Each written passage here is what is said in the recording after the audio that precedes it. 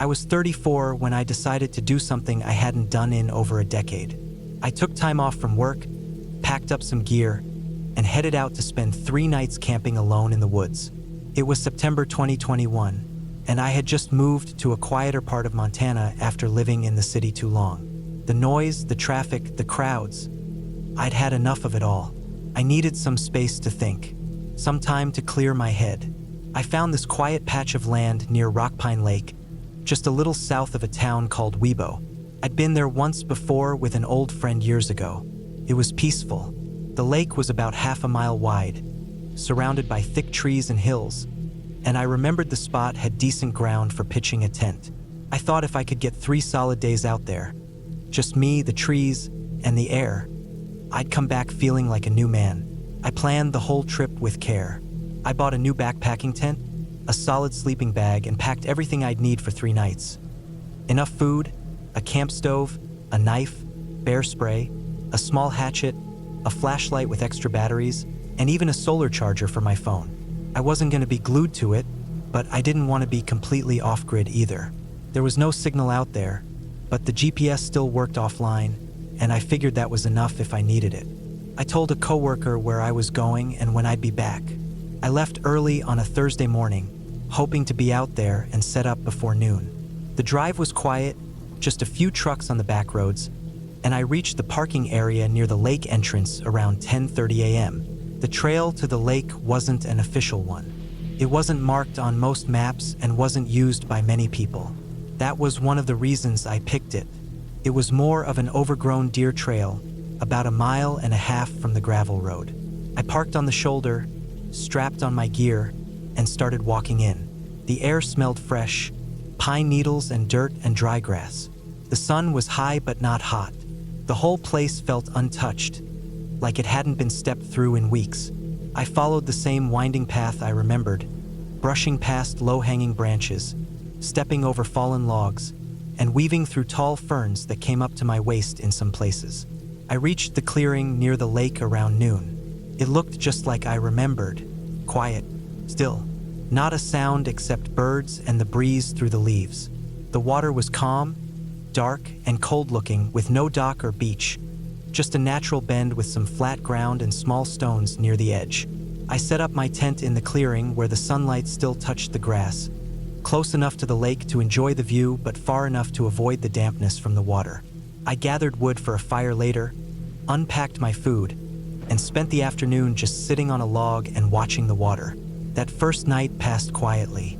I cooked a simple meal, listened to the sounds of the forest, and fell asleep with the tent flaps open so I could see the stars. The second day went about the same. I hiked around the lake, just exploring, taking pictures, and breathing in the silence. There were no signs of other people, no wrappers, no tire marks, not even footprints near the shore. That evening, I started a fire, boiled some water for coffee, and sat there until the stars came out again. I felt like I was getting exactly what I came for. No pressure. No noise, just stillness. The third morning was when things changed. It started with something simple. Around dawn, I woke up needing to pee. I stepped out of the tent barefoot, walked a few yards into the trees, and did my business. On the way back, I noticed something strange near the fire pit I'd made the day before. There were boot prints in the dirt, fresh ones. They weren't mine. They were a little bigger, wider, and sunk deeper into the soil like the person who made them was heavier. I stood there for a while just looking at them. At first, I thought maybe I made them and just didn't remember, but I checked the tread pattern against my own boots. Mine had smaller ridges. These had a wide crosshatch, like the kind you'd see on old work boots. They also came from the direction opposite the trail. Whoever it was hadn't come from the road. They'd come from deeper in the woods. I didn't hear anything in the night. No breaking twigs, no voices, nothing. I checked around the tent, the logs, even down by the lake, but didn't see anything else out of place. No trash, no signs someone had stayed. I figured maybe a hunter passed through early and just walked by my camp on the way to a spot. Still, it gave me a bad feeling. Not panic, just something in my stomach that didn't sit right. I made some breakfast but kept checking over my shoulder every few minutes. I had one more night left, but I started thinking maybe I should cut it short and head back that afternoon. By late morning, I walked about a quarter-mile up a slope on the far side of the lake, just to see what was beyond. The forest there was thicker with denser trees and brush. As I hiked up the slope, I noticed more signs that someone else had been around. Some broken branches, worn patches in the grass, even a few cigarette butts. That made me stop. If someone had been smoking back here, they weren't a random passerby. Hunters were usually careful. Most wouldn't leave something like that lying around, especially in a place where fire could spread fast. The more I saw, the more I started to believe someone had been living out there. Maybe just camping like I was, but they weren't being quiet about it. Around noon, I started heading back to my campsite, walking a little faster now. I kept glancing behind me. I still hadn't seen or heard anyone, but I couldn't shake the feeling that I was being watched. It was like the trees had eyes. Every time a branch moved in the wind, I flinched a little. My own footsteps felt too loud. When I got back, nothing had changed. The tent was untouched. My gear was where I left it, but the unease stayed. I decided to pack up early. I didn't want to spend another night there. As I started rolling up the sleeping bag, I heard a noise in the trees. Something like a footstep, just one. Then silence. I froze. I didn't move. I stood there, waiting to hear it again, but nothing came. Just the wind again. I looked toward the trees but saw nothing. I told myself it was probably a deer, maybe a squirrel on a branch, but I couldn't convince myself. It sounded too heavy. I picked up my pace. I started stuffing everything into the pack without folding it right. I didn't care if it got messy. I just wanted to be gone. That's when I heard it again, 2 more footsteps. Closer, deliberate, like someone stepping slowly on dry leaves, trying not to be heard but still making just enough sound to register. I looked up, and for the first time, I saw something. In the trees, maybe 40 yards from the edge of my camp, I saw the shape of a man. Just a silhouette between 2 pines. He wasn't moving. He was just standing there, half hidden behind a tree, like he'd stopped mid-step. I couldn't make out his face. He wasn't holding a weapon or anything I could see, but the way he stood there, so still watching, it sent something cold crawling down my back. I didn't yell or wave. I just turned and kept packing, heart racing. Every second felt slower. I didn't look up again until everything was in the bag. When I looked back at the trees, he was gone. I didn't wait. I slung the pack over my shoulder, grabbed the bear spray, and started walking fast toward the trail. I kept glancing behind me every 10 steps. The woods looked the same as always, but now every tree felt like it could be hiding someone. I didn't hear anything for a while.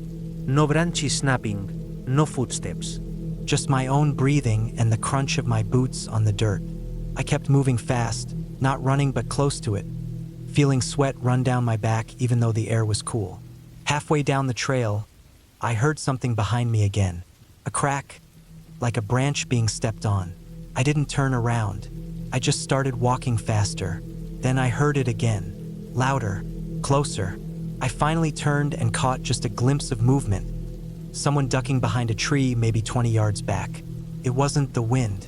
It wasn't an animal. Someone was following me. I stopped walking. My hands were shaking. I pulled out the bear spray and took the safety cap off. I didn't say anything, didn't shout. I just stood there waiting to see if they'd come closer. But nothing came out. I waited almost a full minute before I started walking again. My legs felt like they were going to give out. I didn't stop moving the rest of the way to the car. I just kept going, eyes scanning every branch, every shadow. When I finally reached the gravel road, I nearly dropped the keys trying to unlock the car. I threw the pack in the back, climbed in, locked the doors, and started the engine. I sat there for a minute before pulling away, trying to calm myself. I didn't see anyone else on the road, not a single vehicle.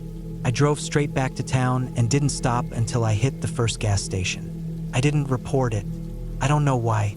Maybe because nothing actually happened. No crime, no injury, just a weird guy in the woods. But it stuck with me. I kept playing it over in my head for weeks. Those footsteps, that figure, the feeling that I wasn't alone out there. I started wondering if that person had been watching me longer than I realized. Maybe they were camped nearby the whole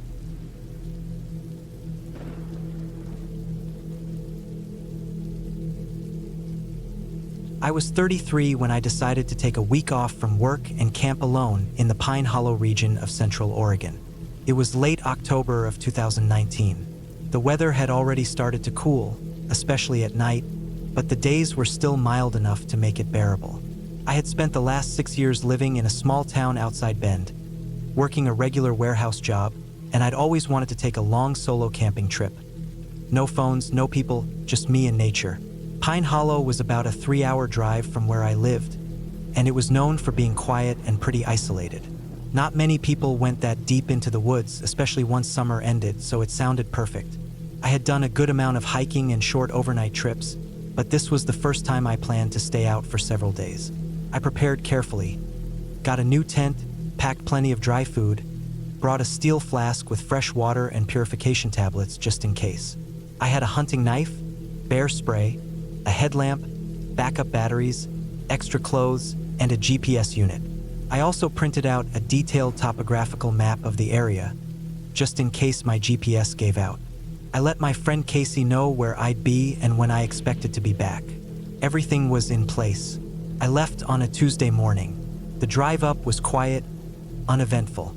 Once I turned off the highway and got onto the forest roads, it felt like entering another world. Tall pine trees closed in around the gravel roads, and the deeper I went, the less sign of human life I saw. Eventually, I reached a small clearing about a mile off one of the older access roads. I had scouted it during a shorter hike earlier in the summer and marked it on my map. It was near a small stream, flat enough for my tent, with thick trees on 3 sides.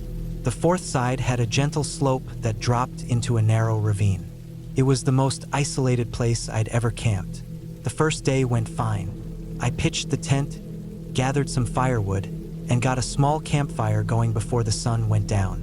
It was colder than I expected at night, especially around 2 or 3 a.m., but I had good gear.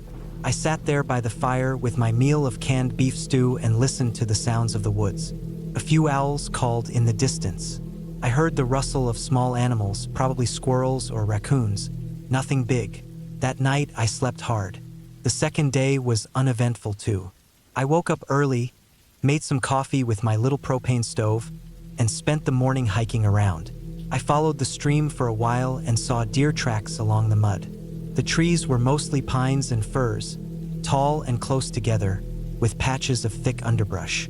I felt good, completely alone, nobody for miles, the kind of peace you can't really get in town. I boiled water, cooked some dried pasta for lunch, and sat on a rock watching the light shift through the trees. By sunset, I was back at camp. Another fire, another quiet evening. It was during the 3rd night that I started noticing things that didn't feel right. It wasn't anything big at first, just a feeling. Around midnight, I woke up suddenly. No sound woke me. I just came out of sleep fast, like my body knew something was off. The fire had gone out, and the woods around me were absolutely still. Too still. I sat there inside the tent for a while, not moving, listening. No wind, no insects, no rustling. Nothing. After maybe 15 minutes, I finally drifted back to sleep.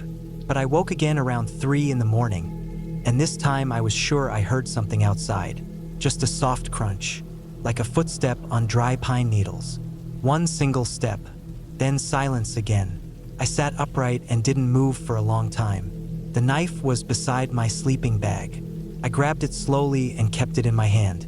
I didn't hear anything else that night, but it took a while to fall back asleep. The next morning, I walked a wide circle around my camp to look for tracks. The pine needles made it hard to spot anything, but about 20 feet from the tent, I found something odd. A few broken twigs, low to the ground, like someone had brushed past them. Not enough to mean anything by itself. Still, it got under my skin. That day, I stayed closer to camp. I collected more firewood, boiled more water, even set up a small line with a few cans as an alert system around part of the site. I'd seen that in a book once. Just string and empty cans so they'd rattle if something moved through. I knew it was probably just an animal the night before, but something about how quiet it had been made me uneasy. That night, I kept the fire burning longer. I didn't want to sit in the dark. I didn't want to sleep either, but eventually I did. I woke up again in the middle of the night, and this time, I knew I wasn't imagining it. Something was moving near the tent, not walking fast, but slow, careful. I held the knife tight in my hand and stayed still. My heart was hammering in my chest. I thought about calling out, but I didn't want to make a sound. I was afraid if someone was out there, I'd be giving away exactly where I was inside the tent. I heard the sound again, closer now. Then the faintest tap against the side of the tent. Not a full press, just a brush like someone ran a finger along the fabric. I held my breath. The noise stopped. I waited. 10 minutes, maybe 15. Nothing. Eventually, I unzipped the tent just a few inches and looked out with the headlamp. I scanned the trees, saw nothing. But when I got out and walked a few feet, the hair on my neck went up. There were boot prints, human ones, not mine, not old either. I didn't sleep the rest of the night. I kept the fire going, knife in hand, and sat facing the woods until the sky started to lighten. Once there was enough light to see clearly, I circled the camp again. I found more prints, at least 2 different tread patterns, which meant more than one person had been out there. They weren't just passing through either. They had walked in circles around the site. I decided to leave. I packed everything fast. Didn't even eat breakfast. I kept my knife out the whole time and scanned the woods constantly. I didn't hear anything, but I couldn't shake the feeling of being watched. I wasn't going to try to stay out there another night. I could hike out and be back at the car by early afternoon if I moved quick. I kept my GPS in one hand and the bear spray in the other. The hike back felt different than it had when I came in. Every snap of a twig made me freeze. I kept looking behind me, convinced someone was following. A few times I stopped and just listened, hoping I was imagining it. But then I started to hear it. Not loud, not constant, just movement. Something off the trail, staying back, matching my pace. I didn't run. I knew that was a good way to get hurt out there, but I walked fast, steady, never stopping for more than a few seconds. It felt like hours before I reached the forest road. The car was still there. I tossed my gear into the trunk, locked the doors, and drove. Only when I hit pavement again did I feel like I could breathe. I didn't report it. I probably should have, but I didn't know what to say. There was no proof of anything, no crime, just a few footprints and a gut feeling that someone, or maybe more than one person, was out there watching. I never went back to Pine Hollow. I still camp sometimes, but never alone, and never without cell service. It's been 6 years, and sometimes I still wake up in the middle of the night, heart racing, thinking I hear someone outside my window. I remind myself I'm home, safe, behind locked doors. But the memory of that night, the feeling of someone slowly circling my tent, that quiet touch on the fabric, the boot prints that weren't mine, it's still sharp in my mind. Whatever they were doing out there, I don't want to know. I'm just glad I left when I did. I don't think I would have walked out if I stayed one more night.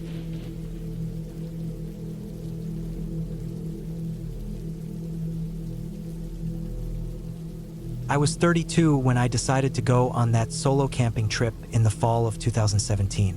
I had taken time off work after a long stretch without any breaks. I worked in construction project management back then, and the stress was building up. I lived in a small rented house in Greeley, Colorado, and the constant noise from the traffic and the neighbors was driving me crazy. I needed peace and space. That's why I decided to head up north, near the Wyoming border, where I'd heard about a quiet, lesser-known camping area called Flat Ridge Hollow. It wasn't a popular spot like the national parks or campgrounds with paved trails and public toilets. Flat Ridge was more isolated. The last 5 miles to it were rough dirt road, barely passable with a normal vehicle, so I borrowed my cousin's old Toyota Tacoma, loaded it with basic gear, and drove up on a Friday morning. I packed light but smart: 2 tarps, a tent, a foldable chair, a cooler with frozen meals, beef jerky, a water filter, plenty of bottled water, flashlight, lantern, extra batteries, an old Ruger .22 pistol for peace of mind, and a small hand axe. I also brought a paperback book I'd been meaning to finish and a notebook I occasionally scribbled in. No phone signal up there, which was fine. That was part of the appeal. The drive up was quiet. Once I got past the last small town, Mills Creek, I barely saw another car. By early afternoon, I reached the trail that led about a quarter mile off the dirt road to the ridge itself. I parked at a flat, open patch under some pines and walked the rest of the way in. There wasn't a marked trail, but the terrain was manageable, with low brush, dry leaves, and pine needles crunching underfoot. I found a clearing near the edge of the ridge that looked down into a wide valley. It was the perfect spot. Tall trees gave decent cover from wind, and the view was beautiful. Rolling hills, distant snow-capped peaks, and nothing but forest in every direction. I set up my tent between two large spruce trees and used the truck's shovel to clear out a safe ring for a fire. By late afternoon, everything was in place. I had a small fire going, the camp chair unfolded, and my first cup of instant coffee in hand. It was cold, even in the sunlight, mid-40s I'd guess, and the air smelled like pine and wet dirt. The first night was uneventful. I stayed up until about 10 p.m. reading by lantern, then crawled into my sleeping bag. It was cold but bearable. No animal noises, no wind, just pure quiet. I woke up once around 3 a.m. needing to pee and stepped outside. The moon was almost full, lighting up the entire forest with that dull silver glow. I didn't need my flashlight. It was beautiful and eerie at the same time. Afterward, I went back to sleep and didn't wake until past 8. The next day, I hiked around for a while, didn't go far, just explored the woods nearby. I found a rocky outcrop about a 15-minute walk from camp that gave an even better view of the valley. I sat there for a while just listening. The silence was so deep it almost hurt my ears. You don't realize how much noise you live with every day until you're somewhere like that. When I got back to camp that afternoon, I noticed something odd. The cooler had been moved. It was about 2 feet away from where I'd left it, slightly angled, like it had been dragged. I thought maybe an animal had nudged it, even though it was heavy. There were no scratch marks or bite marks, no torn packaging or food missing. It was just shifted. I figured it was nothing and moved it back. I didn't even think to look around for tracks. I just assumed maybe it had slid when I wasn't paying attention. Later that evening, I cooked a small meal over the fire, finished my book, and got ready to sleep. That night, I couldn't fall asleep as easily. The woods didn't feel as quiet. I kept hearing soft, irregular noises, like distant snapping twigs or rustling underbrush. I knew animals moved around at night, so I tried not to overthink it. But something about the pattern didn't feel natural. It would go quiet for 10 or 15 minutes, then a single crack, then another one from a slightly different direction. I stayed in my bag, barely breathing, listening. I thought about grabbing the pistol, but I didn't want to escalate something that might just be a deer or raccoon. Eventually, the sounds faded, and I must have dozed off. I woke up just before dawn to an overwhelming sense of unease. I didn't hear anything specific, but the tent felt too quiet. The kind of quiet where you know something is off. I sat up, fully alert, and listened. Nothing. No birds, no wind, no movement. I unzipped the tent slowly and looked outside. The first thing I saw was the tarp I'd strung over my firewood pile. It was missing. Not blown off, not crumpled nearby. Gone. The wood was still there, neatly stacked. I walked around camp and noticed small things were off. A water bottle was lying in the dirt, half empty, even though I was sure I'd packed it. The axe I'd left stuck in a tree stump was lying on the ground, handle facing away from camp. This time I looked for tracks. The ground was dry but soft enough to hold impressions. Near the fire pit, I saw one partial footprint, boot tread, not animal. It wasn't mine. It was smaller than mine and facing the camp from the woods. I followed it a few feet, but it vanished among the leaves and pine needles. At that point, I knew someone had been there during the night, watching, maybe. I didn't see any other prints, no trash or belongings, just that one mark. I felt the hair rise on my arms and neck. I had no idea who would be out here, that deep into the woods, sneaking around another person's camp. I kept the pistol on me the rest of that morning. I stayed near camp, listened hard, and checked my surroundings often. I debated leaving, but something made me stay. Maybe I didn't want to be scared off. Maybe I thought it was just a one-time thing, a drifter passing through. Around noon, I heard movement in the distance, brush moving, the sound of feet. I crouched near a tree and waited, staring into the forest. Nothing came into view. The sound faded. It was just enough to remind me I wasn't alone. That night, I didn't sleep. I kept the fire going, sitting in the chair with the pistol on my lap, bundled up in my jacket and hat. Around 2 a.m., I heard it again. Twigs snapping, a branch creaking, came from deeper in the woods, behind where I'd parked the truck. I turned the lantern up and scanned the area. No eyeshine, no shapes, just blackness. It went quiet again. I stayed there until the sky turned pale. To first light, I broke camp. I stuffed everything into my pack, stomped out the fire, and made my way back to the truck with the pistol out. The woods felt heavier somehow, like they were holding their breath. When I reached the truck, I stopped cold. There were 2 small stones placed on the hood. Not randomly scattered, deliberately placed, side by side. Clean, round stones like someone picked them and set them there as a message. I checked the tires and undercarriage. No damage, no sign of tampering. I started the truck and drove, heart pounding, until I reached the paved highway. I didn't stop until I hit the outskirts of Mills Creek. I found a gas station with a working payphone and called my cousin to tell him I was on my way back. I didn't mention the details, just said I'd cut the trip short. Back in Greeley, I went over everything again in my head. I kept asking myself what that person wanted. If it was theft, they didn't take anything. If it was intimidation, it worked. But why the stones? Why not confront me if they meant harm? I wondered if I had stumbled into someone's private land, or maybe a poacher's hideout. Maybe a hermit living off-grid didn't like me being that close. Maybe it was just a drifter messing with people for kicks. I told a few close friends, left out the more unbelievable parts so it didn't sound like I was losing it. They all said the same thing. Good thing I got out when I did. I never went back to Flat Ridge. I still camp, but never alone anymore. And never in places that don't show up on a map. I kept the stones. I don't know why. They're in a drawer in my desk, clean and smooth. Some part of me still wants to understand what that was all about. But another part is fine not knowing. It's enough that I made it back, that I trusted my gut before things got worse. Some places, some people you're just not meant to find. And when you do, the smart thing is to walk away.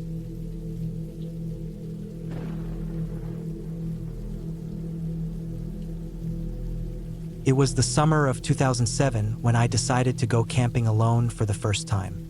I was 26, living in a small town in northern Vermont, craving a break from the constant noise of city life where I worked as a graphic designer. The idea of escaping into the quiet woods for a few days felt like a promise of peace. The spot I chose was a little-known state forest, about an hour-and-a-half drive from my apartment, called Maple Ridge. I had been there once before on a day hike, but I never camped overnight. I packed carefully, taking all the basics: tent, sleeping bag, food, water, and some extra clothes. I also brought a small first aid kit, a flashlight with extra batteries, a map, and a compass. I told a few close friends where I was headed, but they didn't seem overly concerned. Solo camping was something I'd wanted to try for a while. I imagined peaceful nights by a fire, starry skies, and waking up to the smell of pine and fresh air. The drive up was uneventful, the roads winding through thick forests and quiet small towns. I pulled into the parking area just after noon. The sun was bright but gentle, the sky a deep blue with only a few wispy clouds. The air smelled clean and earthy, like moss and old leaves. There was no one else around. I grabbed my pack and started the short trail to the campsite I'd picked out. The path was narrow and uneven, covered in pine needles and small roots. I noticed how the forest seemed alive with the sounds of birds, insects, and the rustling of the breeze through the leaves. I felt an immediate calm wash over me, the tension from my daily life beginning to fade. The campsite was a small clearing surrounded by tall pines and hardwoods. A small creek ran nearby, its gentle babble mixing with the forest sounds. It was perfect, secluded but not far from the water source. I set up my tent carefully, staking it firmly and organizing my gear inside. The sun was starting to dip lower in the sky, casting long shadows across the ground. After setting up, I gathered some dry wood and started a small campfire. The crackle and warmth felt good, and I cooked some canned chili over the fire. As I ate, I watched the light fade and the first stars appear. The forest felt peaceful, almost untouched. But as darkness deepened, the noises of the night began. The hoot of an owl, the distant howl of a coyote, the rustling of small animals in the underbrush. I settled into my sleeping bag after extinguishing the fire, feeling content and tired. But then, something caught my attention. A faint, irregular sound. Not animal, at least not one I recognized. It was distant at first, maybe a few hundred yards away, but it had a certain pattern, a kind of low thud, followed by a pause, then another thud. Like footsteps, but heavy and slow and uneven. I listened for a while, trying to tell if it was just my imagination. The woods can play tricks on your ears, but the sound persisted, slow and steady, coming closer. I felt a chill. I tried to remind myself I was in a public forest, and someone might be hiking late or a ranger on patrol. I turned on my flashlight and scanned the trees, but I saw nothing. The sound stopped suddenly. I waited, holding my breath, but nothing else came. After a few minutes, I decided it was probably a deer or some large animal moving through the brush. I reassured myself and zipped up my sleeping bag. Still, sleep did not come easily that night. Around 3 a.m., I woke suddenly to the sound again, this time much closer. The thuds were loud and irregular, coming from just beyond the edge of the clearing. I could hear twigs snapping and dry leaves crunching. My heart was pounding. I grabbed my flashlight and shone it toward the noise. At first, I saw nothing but shadows. Then, just on the edge of the light, I caught a glimpse of something large moving between the trees. It wasn't like any animal I had seen, too big and too clumsy. A bear, maybe? But the steps sounded heavier, slower, and more deliberate than a bear's usual quick movements. I remembered the bear spray I had packed but hadn't taken out of my bag. I slowly reached for it, trying to keep calm and quiet. The movement stopped. For what felt like a long time, the forest was silent except for my shallow breathing. Suddenly, a loud crashing sound erupted behind me. Something huge had knocked over a small tree a few feet from where I lay. My flashlight beam swung around wildly, illuminating a tangle of branches, and then nothing. I stayed frozen, every muscle tense. The thudding footsteps started again, now circling the clearing. I realized this was no animal wandering by accident. Something was moving around me deliberately, but I still could not see it clearly. Fear settled in like ice. I debated whether to stay in the tent or run, but with the dark woods all around, running felt just as dangerous. I remembered my cell phone was still in the car, no signal here anyway. I grabbed my knife from the side pocket of my backpack, the only weapon I had, and slowly unzipped the tent door just enough to peek out. The beam of my flashlight revealed nothing but shadows and trees. The footsteps slowed, then stopped completely. Minutes passed like hours. Then, I heard something that made my blood run cold. A faint voice, almost a whisper, but not in words I could understand. Just strange noises, breathing heavy and uneven, coming from the edge of the trees. It was close enough that I could almost feel the presence, but still I could not see anyone. The cold sweat drenched me. I whispered to myself that maybe it was a lost hiker or someone in trouble, but the unnatural silence that followed, the way the footsteps had stopped, made me realize this wasn't random.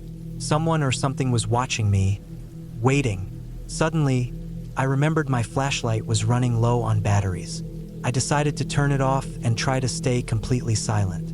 I curled up in my sleeping bag, clutching my knife, listening. Hours passed with only the forest's normal night sounds returning. The mysterious footsteps and whispers had vanished. The morning light came slowly, bringing relief with it. At first light, I packed my tent and gear as quickly and quietly as I could. I wanted to leave the forest before anyone or anything came back. I moved carefully, keeping my eyes on the trees and the shadows between. As I walked back to the car, the forest looked completely normal again. sun filtering through the leaves, birds singing. But the feeling of being watched stayed with me. I kept looking over my shoulder, expecting to see someone. When I finally reached my car, I locked the doors immediately and sat inside for a long moment, shaking. I called a friend and told them where I was, and asked them to come pick me up. After that night, I never camped alone again. I learned the hard way that the woods hold more than just nature, sometimes people with unknown intentions. And when you're alone, far from help, the smallest sounds and movements can become terrifying. The experience stayed with me for years. I realized the thudding footsteps and whispers were probably a person, someone camping or living off the grid, watching me. But they never showed themselves clearly, and I never saw anyone else in the forest again. The lesson was clear. Even the quietest, most peaceful places can hide danger, not from ghosts or monsters, but from real people with real threats. And sometimes, the scariest moments are the ones where you are utterly alone, unsure if what's out there is human or something else. That summer trip changed how I saw the wilderness. It reminded me that nature is beautiful but also unpredictable, and that sometimes the fear you feel is your mind trying to protect you from dangers you can't even see. I still love the outdoors, but now I go with friends or groups. I always tell someone exactly where I'm going and when I'll be back. And I never underestimate the quiet sounds of the forest at night, because once, those sounds nearly cost me everything.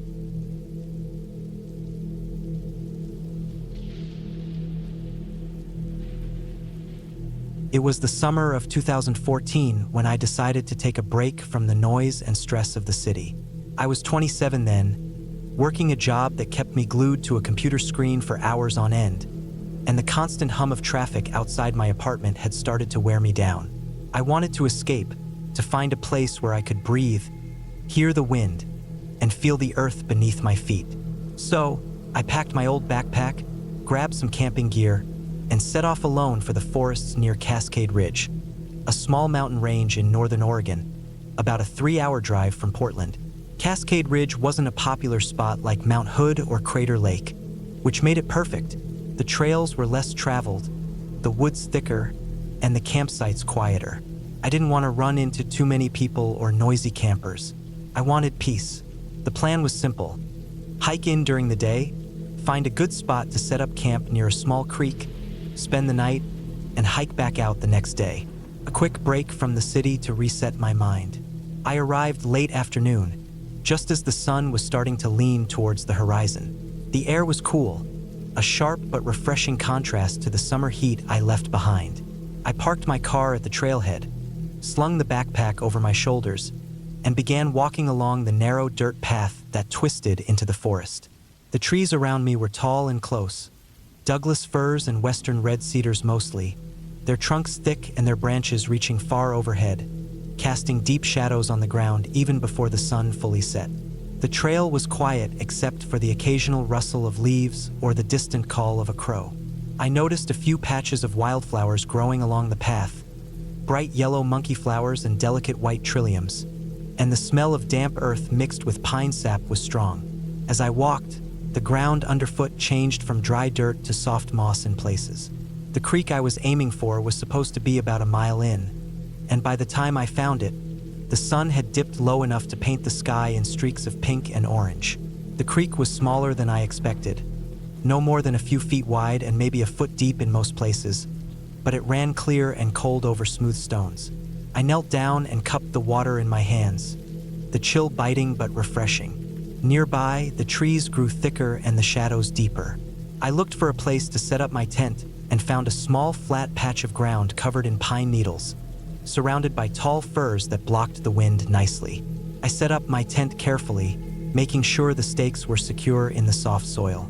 My backpack was heavy, filled with the usual camping essentials: sleeping bag, stove, canned food, water, flashlight, and extra clothes.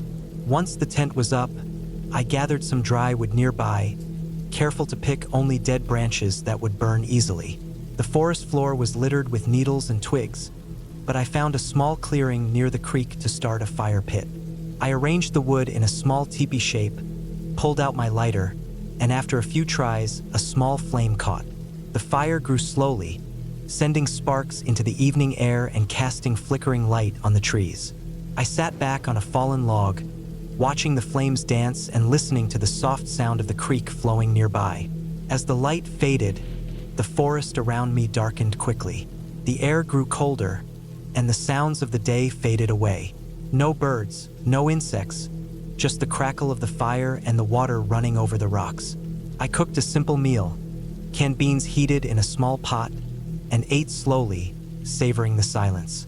After dinner, I crawled into my tent with my flashlight and a book. The tent fabric rustled in the wind, and the sounds of the forest were oddly alive. I tried to focus on my book, but my mind kept wandering to the deep, dark woods surrounding me. There was something about being alone in a place so wild that made every noise feel bigger, every shadow deeper. I told myself it was just my imagination, nothing more.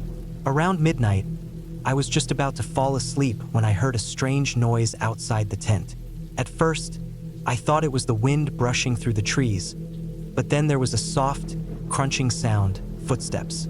Someone or something was walking nearby. I froze, heart pounding in the dark. The footsteps were slow, deliberate, and coming closer. I didn't move. I didn't breathe loudly. I reached for my flashlight quietly and switched it on, pointing it through the tent's mesh window. The beam sliced through the dark, landing on the thick underbrush a few feet away. Nothing. No one visible. The footsteps stopped. The silence stretched out. Then I heard something else. A low rustling, like someone pushing aside branches. I shone the light again, wider this time, but saw only trees and shadows. I wanted to convince myself it was an animal, maybe a deer or a raccoon, but something about the slow, heavy steps didn't sound right. Animals don't usually walk like that in the dark around people. They run or scurry. This was different. I turned off the flashlight, pressed my back against the tent wall, and tried to stay calm. My phone was in my backpack, which was just outside the tent. I didn't want to get up. If there was someone out there, I didn't want them to know I was awake. The footsteps started again, moving around the edge of the clearing. The crackling fire was almost out now, leaving the camp in near total darkness. I felt a cold sweat on my forehead. Time passed like that, the quiet broken only by the sound of soft steps and the distant flow of the creek. At some point, the footsteps retreated. I don't know how long I stayed awake after that, staring at the dark tent walls and listening. Eventually, exhaustion won over fear, and I fell into a restless sleep. I woke up just before dawn to the sound of birds beginning their morning songs. The forest felt calm again, bathed in soft, early light. I crawled out of the tent, half expecting to see signs of someone having been near the camp. Broken branches, footprints, anything. But the ground was undisturbed except for the usual animal tracks. I packed up quickly, eager to leave but still cautious. As I walked back toward the trailhead, I kept glancing over my shoulder, but the forest remained quiet and still. When I reached my car, I locked the doors and sat inside for a few minutes, trying to calm down. I knew I hadn't imagined the footsteps. Something had been out there with me, but whatever it was had stayed hidden, never showing itself clearly. Looking back now, I realize how lucky I was to get away without seeing more or having to confront whoever or whatever had been stalking me that night. That experience changed how I see the woods, not as a peaceful escape, but as a place full of quiet dangers, where the unknown waits just beyond the campfire's light. I still love nature and hiking, but after that night near Cascade Ridge, I never camped alone again.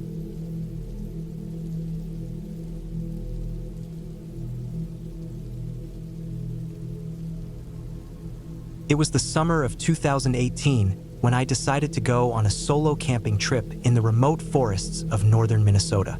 I was 27 years old then, a little burnt out from city life and the non-stop noise of Minneapolis.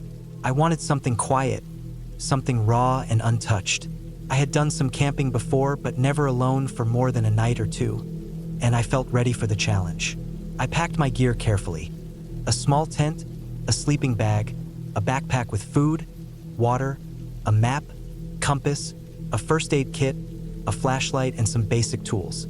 I was determined to rely mostly on myself and the wilderness around me. I chose a spot deep inside the Chippewa National Forest, where I could hike for miles without seeing another person. The forest was thick with pine and birch trees, and the ground was soft underfoot, covered with moss and fallen needles. The air smelled fresh and earthy. I left my car at a small parking area near a trailhead and started walking in the early morning. The sun was just rising, casting long shadows through the trees. Birds were chirping quietly, and a gentle breeze moved the leaves. Felt peaceful. My plan was to hike in about 5 miles, find a good clearing near a small lake, and set up camp there. The map I had was old but still good enough to guide me through the twisting paths. I kept an eye on my compass to make sure I didn't stray off course. The first few hours passed smoothly. I enjoyed the sounds of the forest and the feeling of being alone in nature. Every now and then, I would stop to look at a fallen log or a patch of wildflowers. I saw a few deer tracks and some squirrel nests. The sun climbed higher, and the day warmed up nicely. Around midday, I reached the lake.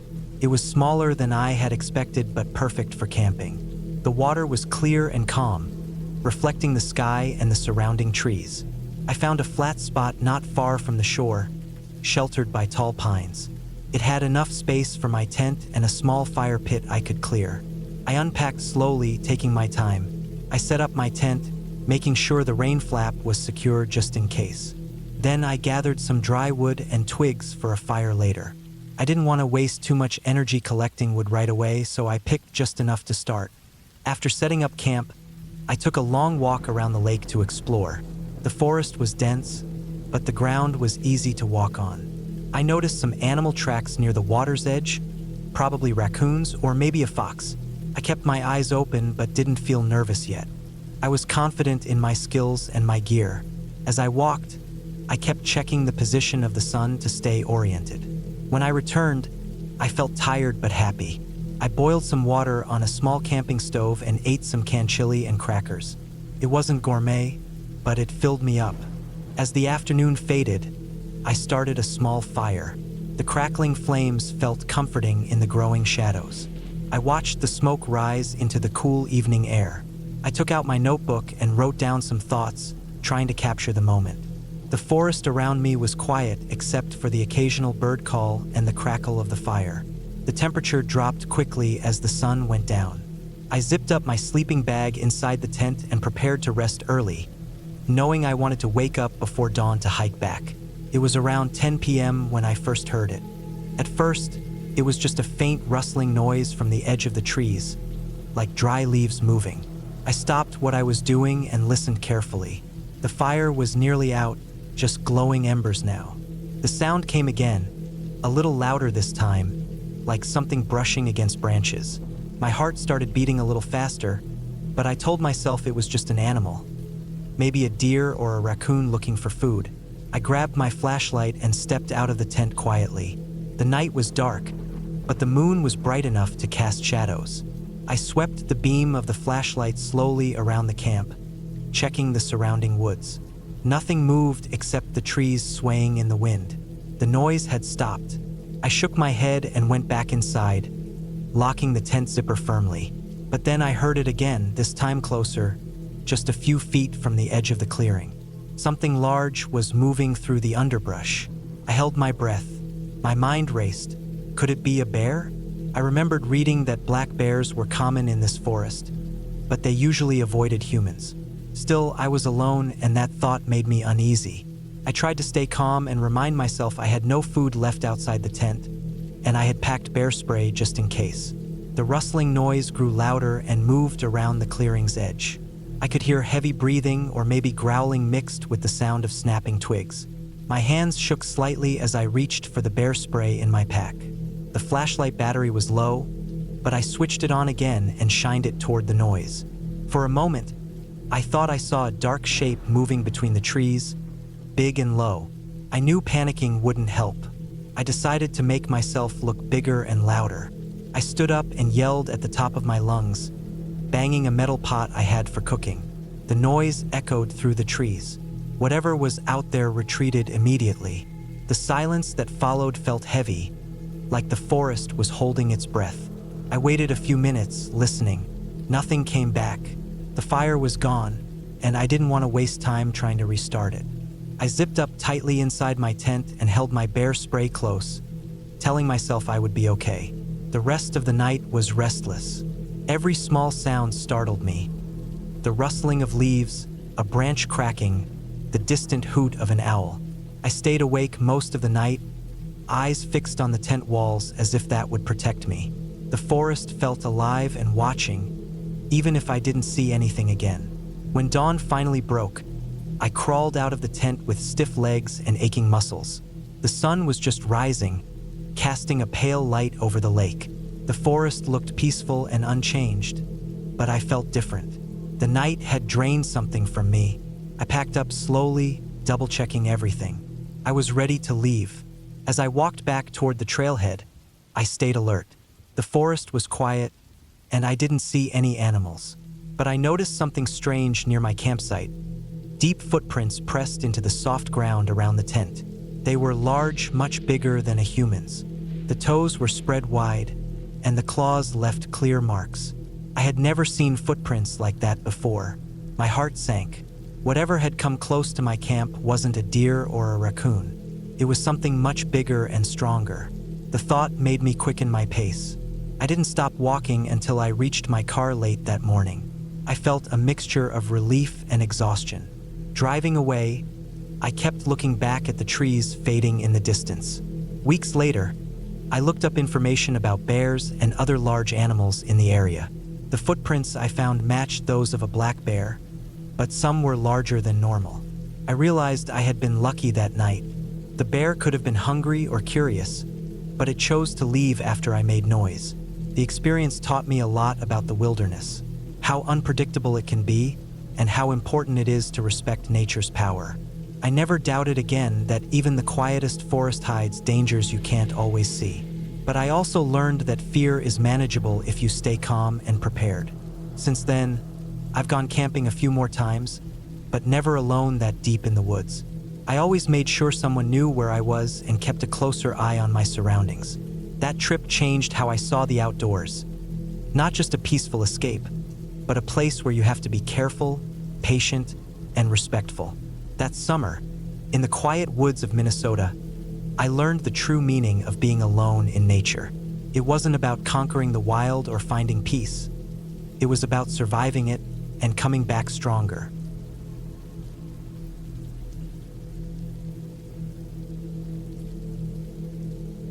I was 31 when I decided to take a week off and go solo camping in northern Idaho. It was late September 2018, and work had been draining me more than usual that year. I lived in Spokane back then and worked in a warehouse, mostly night shifts, so my days had started blending together. I hadn't really taken time off for myself in a long while, and after a quiet breakdown in the break room one night, I decided I needed to just get away. I wanted to be alone with no cell service, no people, and no alarms. I had a spot in mind, somewhere I'd been to once before with a couple friends a few years back. It wasn't an official campground, just a clearing deep in the forest past Priest Lake. We'd only found it after hiking a few miles off a gravel logging road that didn't show up on most maps. Back then, we were looking for somewhere totally quiet, and we got it. No one around for miles and just trees, wind, and water. We'd named it Flat Rock because of this massive, smooth slab of stone that stuck out over a river bend there. You could lie on it in the sun, and the water ran shallow and quick underneath. That trip had stuck in my head ever since, so I made that my destination. I planned everything out carefully, packed enough food for 6 days, brought my old one-man tent, a small propane stove, a water filter, a foldable solar panel for my GPS, a hatchet, a tarp, and a few other things I knew I'd need. I left town on a Monday morning before sunrise and got to the trailhead by noon. The last few miles of the drive were slow, bouncing over rocks and dodging potholes. I parked my truck just off the edge of the gravel road, shouldered my pack, and started walking. It took me a few hours to reach the clearing. The air smelled like pine needles and cold dirt, and the only sound was the wind pushing through the branches. I recognized the spot instantly. Nothing had changed.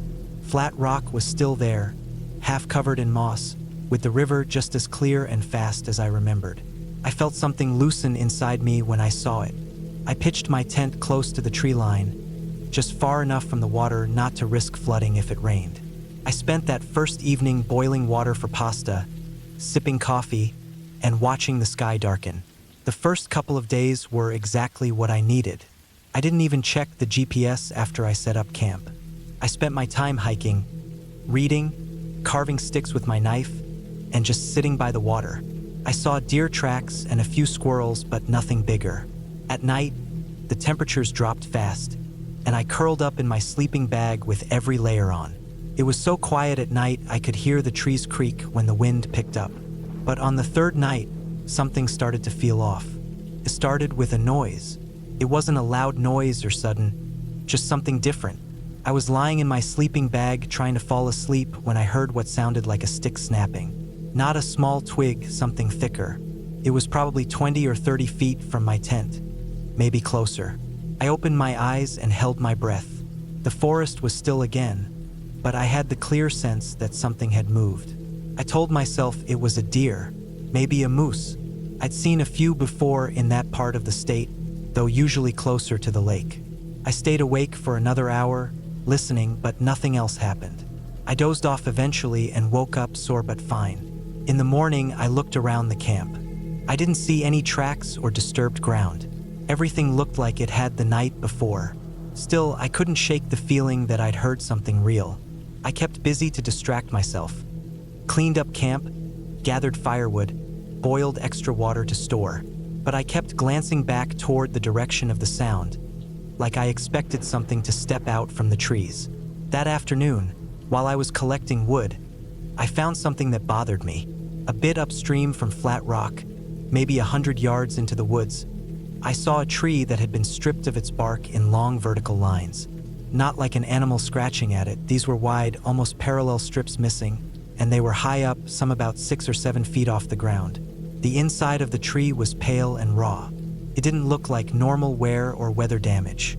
I'd seen trees stripped by bears before, but those usually had claw marks, not wide sections peeled off like this. It looked intentional. I stood there for a long time staring at it. Later, I walked further upriver than usual and found another tree just like it. Then another. They weren't grouped together, just one every 100 feet or so, each with those same bare vertical strips, all about the same height. That night, I didn't cook. I ate granola bars in my tent and didn't light a fire. I stayed awake most of the night again, listening. The next morning, I decided to stay within a closer radius of camp. I thought maybe I was overreacting. The trees could have been marked by a Forest Service crew I hadn't heard about. Maybe there was logging planned for next year. Still, I couldn't relax. I kept checking behind me. I started noticing more odd things, little details. A pile of small stones stacked near the river that I didn't remember seeing before. A broken branch leaning against the trunk of a tree at a weird angle, almost like it had been propped there. I tried to convince myself they were just natural. That night was the worst. I went to bed early, maybe around 8 p.m., but I couldn't sleep. My body wouldn't let me. Around midnight, I heard footsteps. Actual footsteps. Not crashing through the underbrush like a bear. These were measured and deliberate. I didn't move. My heart was pounding so hard I thought it would shake the tent. The steps stopped just outside, maybe 10 feet away. Then I heard breathing. Not heavy or exaggerated, just steady breathing, like someone standing still and watching. I didn't know what to do. I had a knife in my pack, but it wasn't within reach. I stayed completely still. After what felt like forever, the breathing stopped. No footsteps going away, just nothing. I stayed like that until the sky started to lighten. I didn't sleep at all. When I finally unzipped the tent and stepped out, everything looked untouched. No footprints in the dirt, nothing moved. But I knew what I'd heard. I packed up that morning. My hands were shaking the whole time. I didn't even eat breakfast. I just drank some water, rolled up the tent, and stuffed everything into my pack. I kept glancing around the trees, feeling watched.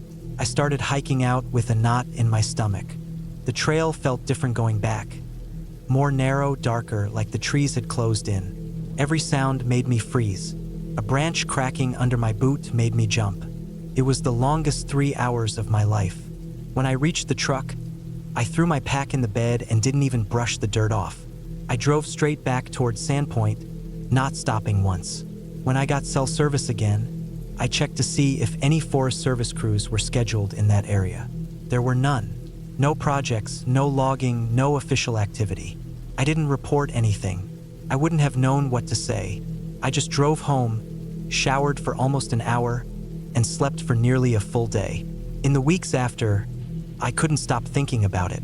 I kept replaying the breathing, the way it sounded so close. I started reading forums, trying to find similar stories.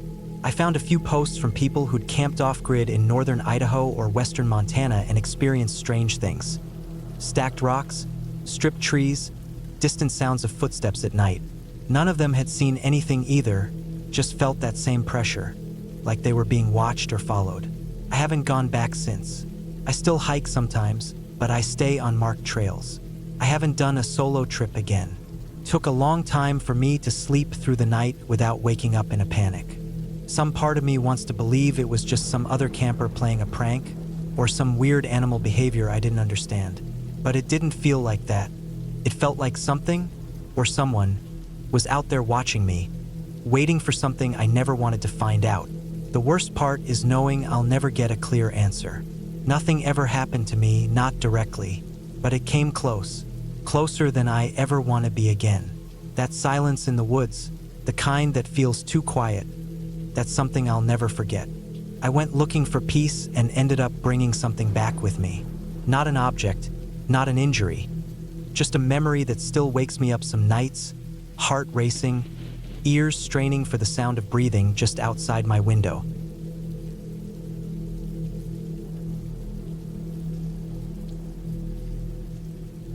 I was 29 when I took that trip out to Clearage Valley, a stretch of mostly forgotten hills and forest near the Idaho-Montana border. The area had seen better days. Back in the 80s, people used to come out there for fishing and hunting, but over time, roads deteriorated and tourism dried up. By the time I went out there in July of 2017, the only people you'd run into were locals, drifters, or the rare loner looking to get off the grid. That last part described me pretty well at the time. I just quit my job at a car dealership in Boise after 8 years, mostly due to burnout. I didn't have a solid plan, just a cheap tent, a couple weeks of food, and the need to get far away from everyone and everything. I had found an old trailhead online through a hunting forum.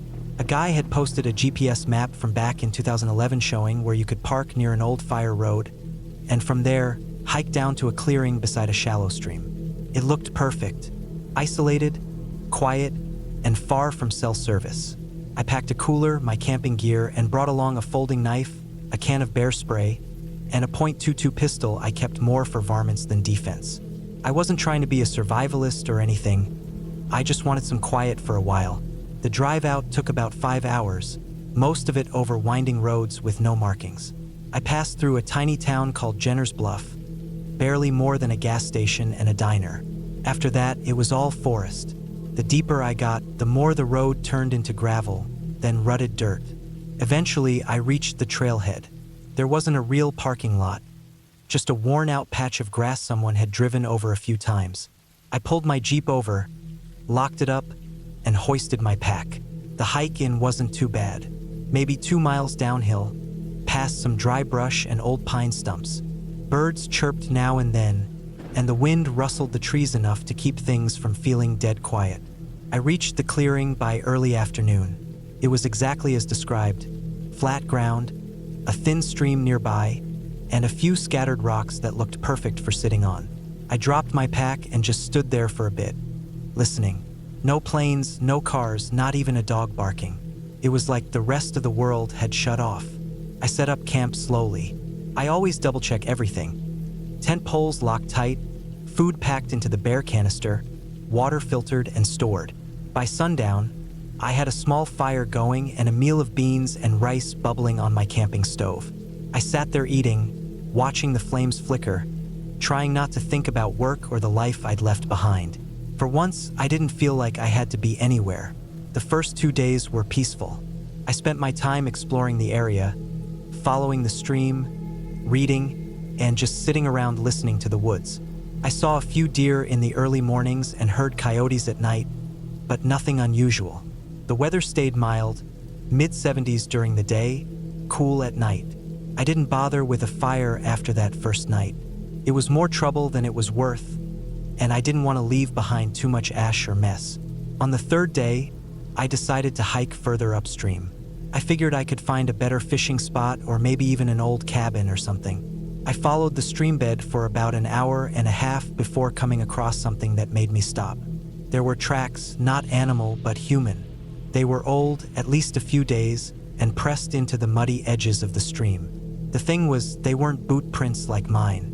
They looked like worn-out sneakers, thin-soled and uneven. Someone had been walking barefoot or nearly barefoot out there, and not recently. At first, I didn't think much of it. Maybe a hunter or some homeless guy passing through. I turned back and returned to camp, but that night I had trouble sleeping. I kept thinking about those footprints. There was no sign of anyone else out there. I hadn't seen or heard a single person, and yet someone had been nearby. I told myself it didn't matter. Public land meant anyone could be there. Still, I stayed up longer than usual, sitting up in the tent, listening. The next morning, I woke up to find one of the food wrappers I'd buried had been dug up. Just a single foil pouch I'd buried beneath some rocks about 20 feet from the tent. I always packed out my trash, but I didn't want to keep it near camp. The bare canister was untouched, and there were no clear animal prints around the area, just the disturbed dirt. I moved slower that day, more alert. I started scanning the trees more often, pausing every time a branch cracked. I still didn't see anyone, but I could feel it, that prickling tension like when someone is watching you. That night, I didn't sleep well again. I kept my knife within reach and the pistol close by, inside my sleeping bag. Around 2 in the morning, I thought I heard something moving outside the tent. It was a soft crunch, like footsteps over dry pine needles. I held my breath and waited. The noise came again, closer this time. I sat up slowly, slid the pistol out, and unzipped the tent just an inch. Nothing. No flashlight, no silhouette, just blackness. I waited there for maybe 15 minutes before crawling back inside and staying awake until daylight. The next day, I made the decision to leave. I packed up everything but left the tent for last. I didn't want to be out there another night. I hiked back up to the fire road, sweating the whole way and checking over my shoulder more times than I could count. When I reached the trailhead, something felt off immediately. My Jeep wasn't where I left it. I stood there, confused, and started walking in circles, thinking I'd come out at the wrong spot. But I hadn't. The tracks were mine, clear in the dirt, leading straight to the empty patch where the vehicle should have been. I walked the perimeter, thinking maybe someone moved it or I parked further down than I remembered. But after 20 minutes of searching, I knew. It was gone. First, I thought it might have been stolen, but how? No one knew I was out there, and the road was so bad, no tow truck could make it up without serious effort. It didn't make sense. Panic didn't hit all at once. Came slow, like water filling a hole. I sat down, thinking through my options. I had no signal. I had some food, a decent amount of water, but I was at least 5 hours from the nearest town, and most of that was backroad walking through forest. I didn't want to wait around and hope someone came by, because in 3 days, I hadn't seen a soul. So I packed what I could and started walking. I kept the pistol in my waistband and carried the bear spray in my hand. I stuck to the fire road, occasionally stepping off to pee or rest in the shade. By midday, the heat was brutal, and the water I had started to run low. Still, I pushed forward. Late in the afternoon, I noticed tire tracks in the dust. Fresh ones, overlapping mine from 3 days ago. Someone had driven up that road after me. That sealed it for me. Someone had taken my Jeep, and they had waited until I was gone. I moved faster after that, running on adrenaline. I camped that night under some trees beside the road. No fire. No tent. I slept in the dirt with my back to a rock and one eye open. The next morning, I kept moving. My legs ached, and I was sunburned and sore, but I didn't want to stop. Around noon, I spotted something in the distance, an old trailer sitting half-sunken at the edge of the road. It looked abandoned, rusted through and stripped of paint. I approached cautiously, calling out just in case. No response. The door was half open, so I stepped inside. It was empty except for an old mattress, some cans, and what looked like a sleeping bag balled up in the corner. I checked the cabinets, nothing useful. I was about to leave when I noticed something that made my stomach drop. On the small table near the window was my empty food wrapper, the same kind I had buried near my camp. Someone had dug it up and brought it here. That's when it clicked. Whoever had been out there wasn't just passing through. They were living nearby, watching, waiting. They'd taken my trash, followed me, and stolen my Jeep. I didn't know if they were still around or how far ahead of me they might be, but I knew I couldn't rest there. I left the trailer and kept walking. I stopped only once to fill my bottle at a muddy creek and kept moving through the heat, even as my legs began to cramp. Just before sunset, I came to a bend in the road and spotted a ranger station in the distance. It looked boarded up, probably unused for years, but there was a working antenna on top. I ran the last quarter mile, pounded on the door, and found it unlocked. The place was dusty and smelled like mold, but it had a shortwave radio and a generator. I flipped every switch I could find until I heard a faint hum and then static. After a few tries, I got a signal out. I stayed there that night, locking the door with a chair under the handle. The next morning, a ranger arrived with 2 deputies in tow. When I told them what happened, they looked concerned but unsurprised. Apparently, the area had a history of transients and squatters, people living off the land, sometimes stealing from campsites. One of the deputies said they'd been trying to catch someone who'd been breaking into hunting cabins over the past few years, but no one had ever gotten a good look. No violence, just quiet theft and disappearing without a trace. They never found my Jeep, or the person who took it. I gave them all the info I could.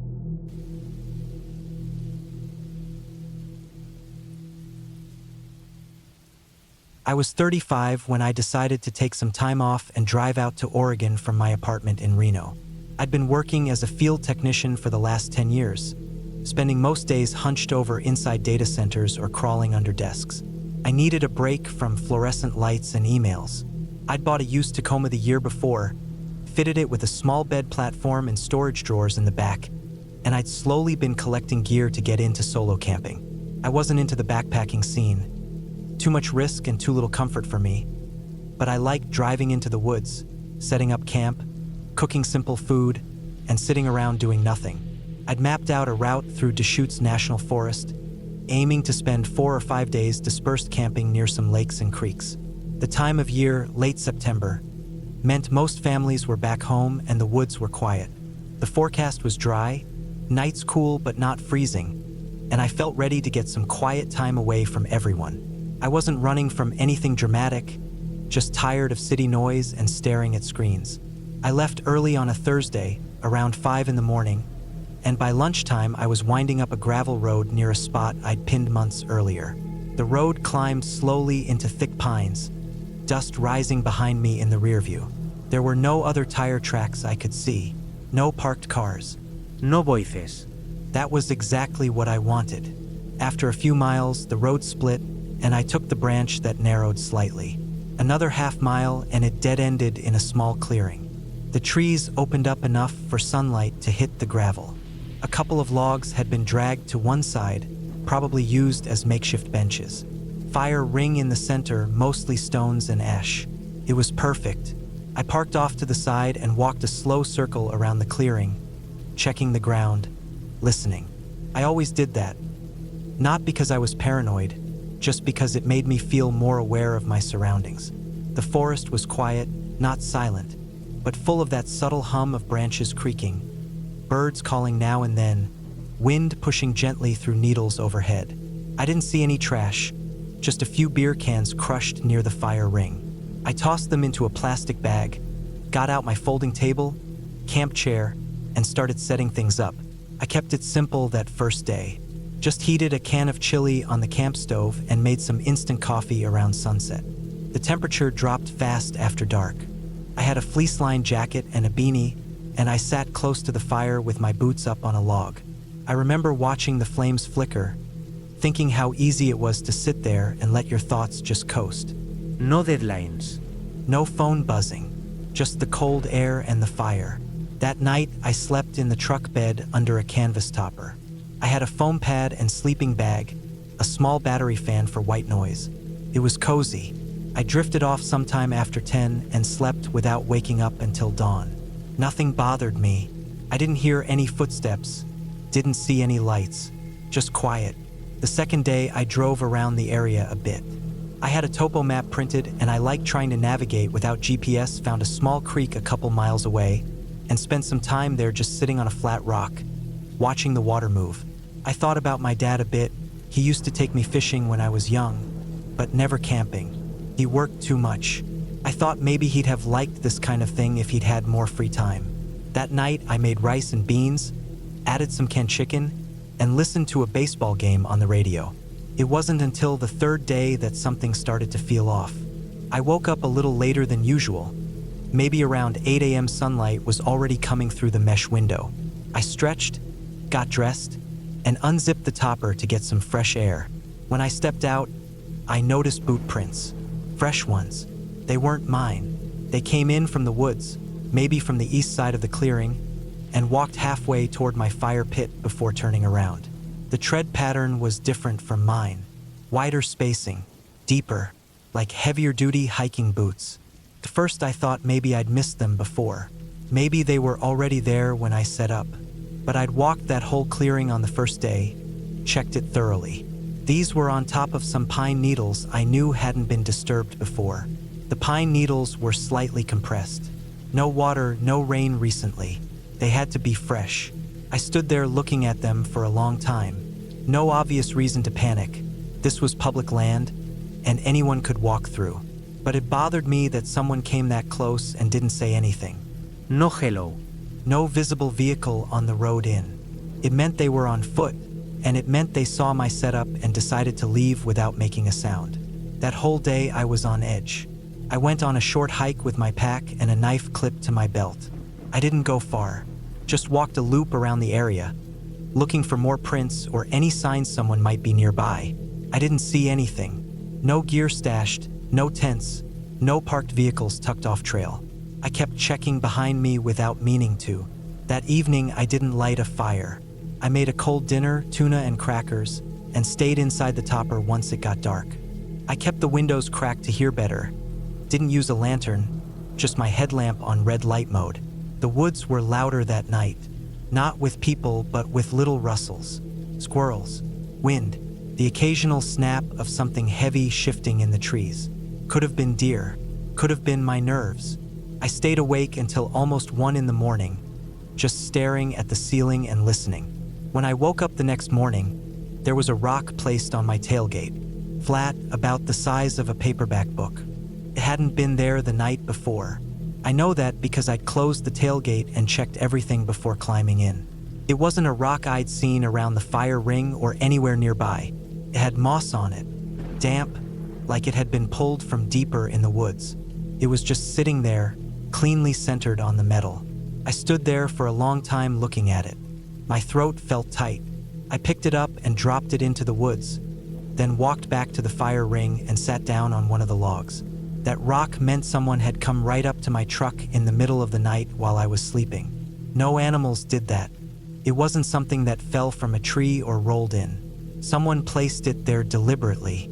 I packed up within 20 minutes. No breakfast. No coffee. Just shoved everything into the truck and drove out. I didn't care if I left trash behind. I just wanted to get away from that spot. I drove for over an hour before I had cell service again. When I got a few bars, I pulled off to the side and checked local news. Nothing. No missing persons. No reports of suspicious hikers. I texted a friend to let them know I was heading to a motel for the night instead of staying out there. I didn't say why. I stayed at a little roadside place in Bend, ordered pizza, took a long shower, double-checked the locks on the door 3 times before going to bed. I wanted to believe it was just someone being weird, maybe a backpacker who thought it was funny, maybe a hunter marking territory in some bizarre way, but it felt off, too quiet, too precise. I spent the next 2 days in town. I walked around the shops, visited a brewery, tried to act like I wasn't thinking about the woods. But every night I kept waking up at small noises. A creak in the hall, someone coughing in the next room. My brain wouldn't shut off. It was like something had slipped into my awareness and I couldn't push it back out. When I finally got back home, I unpacked slowly. My gear smelled like pine and fire smoke. Nothing seemed out of place. But when I opened the storage drawer under the sleeping platform, there was a small strip of fabric tucked into the corner, like the edge of a shirt or glove. Faded green, frayed. I hadn't seen it when packing up, and it definitely wasn't mine. I don't wear anything that color. I stared at it for a long time, then used tongs to pull it out and drop it into a Ziploc bag.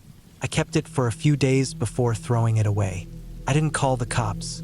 I didn't want to explain why I was camping out there alone or what exactly I thought had happened. There was no crime, not technically. Just small signs, footprints, a rock, a strip of fabric. All easy to dismiss by someone who wasn't there. That was 6 years ago. I haven't gone solo camping since. I still spend time outside, still go on hikes with friends, still take day trips to quiet lakes. But I don't sleep out in the woods alone anymore. I tried once 2 years ago. Packed up, drove a few hours north, found a nice-looking spot by a river. But as soon as the sun dipped behind the trees, my chest tightened. I felt that same prickling under my skin, that same heaviness in my gut. I left before dark. Whatever happened out there near Deschutes, it wasn't dramatic.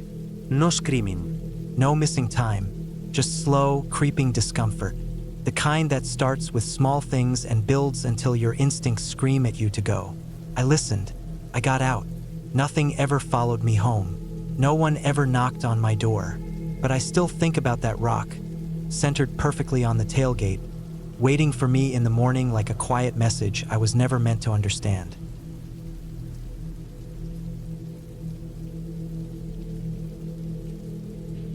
I was 31 that summer, living in Springfield, Missouri, and working at a construction supply warehouse. I'd been burned out for a while. It was the kind of mental tiredness that built up slow over time, from doing the same things every day and never having time to clear your head. I wasn't sleeping well, and everything in my life felt flat. Around mid-July, I decided I needed to take a break. I had a week of vacation time I hadn't used in almost 2 years. I put in for 5 days off and started planning a solo camping trip. I didn't want to go to a crowded state park or a popular trail where I'd be bumping into other hikers or hearing people talking at night. I wanted silence, distance, and space to think. I started researching places within a day's drive. I found a stretch of undeveloped forest land in the Ozarks near Norfolk Lake in Arkansas. Not a formal campground, just open land, old trails, and long-forgotten fire roads. I looked up satellite images and saw that most of it was thick woods with some clearings and no cell service. It looked perfect. I packed carefully. A one-man tent, a sleeping bag, a ground mat, a camp stove, fuel, plenty of food in sealed containers, 2 knives, bear spray, first aid kit, flashlight, backup batteries, extra clothes, water purifier, and a map. I brought a printed topographical map of the area and a compass in case GPS failed. I didn't tell anyone exactly where I was going, only that I'd be in the Ozarks and would be back Sunday evening. I left on a Wednesday morning around 6 a.m. and drove south for a little over 4 hours. After a gas stop and a few wrong turns down gravel roads, I found the trailhead I'd been aiming for. It wasn't much more than a wide clearing with a rusted gate and a faded sign warning against campfires. The old logging road stretched ahead into the woods. No cars were parked. I stepped out into the thick, warm air, hoisted my pack, and started walking. The trail was overgrown and rough in spots. Ferns brushed my legs, and branches snagged my sleeves.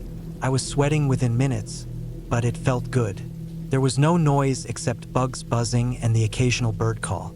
After about 2 hours of hiking, I found a shaded clearing near a dry creek bed. The ground was flat, covered in pine needles and moss. I set up my tent there. The rest of the day was uneventful. I explored a bit, filtered water from a small spring I'd marked on the map, made dinner on my stove, and sat outside until dusk. I didn't light a fire. I wanted to stay low-key and wasn't sure if fires were allowed. I climbed into the tent just after dark, zipped it shut, and laid back listening to crickets. The next morning, I made oatmeal, packed a small day bag, and hiked deeper into the woods. I followed a faint animal trail that wove between the trees and eventually led to a narrow ridge with a view of the forest canopy stretching out for miles. I sat there for a while, just breathing and looking. The air was clean. There was no signal, no traffic, no noise. It was exactly what I'd needed. I headed back to my camp in the early afternoon, following the same trail in reverse. I didn't get lost, but I did get a strange feeling about halfway back. Nothing specific, just that sense you sometimes get when you're walking alone and feel like you're being watched. I stopped a few times and looked around but saw nothing. I blamed it on my imagination and the silence. I hadn't seen a single person since I left the car. That evening, I boiled some pasta and read from an old paperback I'd brought. It was quiet again, just the soft rustling of trees and the constant background noise of insects. I didn't feel uneasy, but I was definitely more alert. I double-checked my gear, made sure my food was stored well away from the tent, and kept my knife close inside the tent when I turned in. I woke up at some point in the night, heart pounding. I didn't know what had jolted me awake. It wasn't a sound exactly, more like a shift in atmosphere. I stayed still for a while, listening. It was dead quiet outside, which was strange because even at night there should have been crickets. It was too quiet. I waited, holding my breath. Then I heard something, light, slow steps in the leaves. They were far off at first, but definitely footsteps. Not an animal. The rhythm was too steady, too human. I sat up slowly, careful not to make noise. I reached for the knife and unzipped the tent just enough to see out. It was dark, but I could make out the shapes of the trees under the moonlight. The footsteps stopped. I waited, barely breathing. Then I heard them again, much closer. Whoever it was wasn't using a flashlight. I couldn't see anything moving, but I could feel it. Someone was out there, walking near my camp. I stayed inside the tent, frozen. My mind raced. It didn't make sense. This wasn't near any towns or campsites. No one should be out here unless they hiked miles through the woods like I did. I thought maybe it was a poacher or someone camping illegally, but that didn't help me. Whoever it was, they were walking around my camp without a light at 2 in the morning. After maybe 10 minutes, the footsteps faded. I waited a long time before I moved again. Eventually, I heard crickets again. I didn't sleep the rest of the night. I just sat there in the dark with the knife in my lap, ears straining. When daylight came, I unzipped the tent and scanned the area. Nothing was touched. My food was where I left it. There were no obvious footprints, but the pine needles covered everything. I walked a wide circle around my camp, checking for signs, but didn't find anything. I considered leaving, but I didn't want to let fear push me out. Maybe it had been a deer or a coyote. I told myself that, even though it hadn't sounded like it. I stayed that day but kept close to camp. I didn't go exploring. I collected more water and kept my gear ready to go. That night, I didn't set up the tent. I rolled up my bag and slept under a camo tarp a short way off from where my original spot was, just in case someone came back and expected to find me there. I didn't sleep well, but nothing happened. The next morning was quiet again. Saturday was my 4th day. I'd planned to stay until Sunday, but I was on edge and worn out. The whole point of the trip had been to relax, but that wasn't happening anymore. I decided I'd pack up in the afternoon and hike back toward the trailhead to camp one night closer to the car, just to make the hike out easier. Around noon, I was stuffing my sleeping bag when I heard a rustling noise behind me. Not an animal, something bigger. I spun around fast and saw someone about 20 feet away standing behind a tree, mostly hidden. They didn't say anything or move. They were wearing a dark jacket and pants, but I couldn't make out a face. They ducked behind the trunk like they hadn't meant to be seen. I stood there frozen, staring at the spot. Nothing moved. I called out, but of course got no answer. I didn't go closer. I just slowly picked up my pack, shouldered it, and started walking fast in the direction of the trail. I didn't run. I didn't want to make myself a target. I kept checking over my shoulder. I never saw them again. I hiked for hours, taking a different route back than the one I came in on. I didn't want to risk being followed. I didn't stop to eat, just kept moving. The map showed a fire road that ran along a ridge about 4 miles out. I aimed for that, thinking it'd be faster going and maybe I could even flag a passing vehicle, though I doubted many drove it. By the time I reached the road, it was late afternoon. My legs were aching and my shirt was soaked. I walked along the gravel edge for another hour until I saw something ahead. A small dirt pull-off and a beat-up truck parked at an angle with no one inside. The windows were down. Something about it felt wrong immediately. The truck looked like it had been there a while. Dust on the dash, leaves on the windshield. I kept walking. As I passed, I glanced into the bed and saw a gas can, rope, and a hunting knife. That wouldn't be strange by itself, but the rope was cut at both ends, frayed like it had been used hard. The gas can was empty and dented. I picked up my pace. I didn't know whose truck it was or why it was abandoned, but everything about it made me want to be gone faster. I walked for another half hour and finally got a bar of cell service as I came over a hill. I texted a friend my location, then kept moving until I reached the main gravel road. I waited there, tense, until they arrived to pick me up an hour later. I never reported what I saw to the police because technically nothing happened. I wasn't hurt. No crime was committed that I could prove. But I've never gone camping alone since. I don't think I was imagining things. I think someone was out there watching me for days, waiting. I don't know what their intentions were, and I'm glad I never had to find out. I stayed up that night after getting home, laying in bed thinking through every moment. The quiet footsteps, the feeling of being watched, the person hiding behind the tree, the abandoned truck with the rope. It all added up to something, even if I didn't know exactly what. The next week, I looked up news reports and forums for anything odd in that area. I didn't find much, just a few mentions of people hearing strange things while hiking in that region. One post said something about feeling followed and leaving early. Nothing concrete, just small hints. I moved apartments a few months later, and life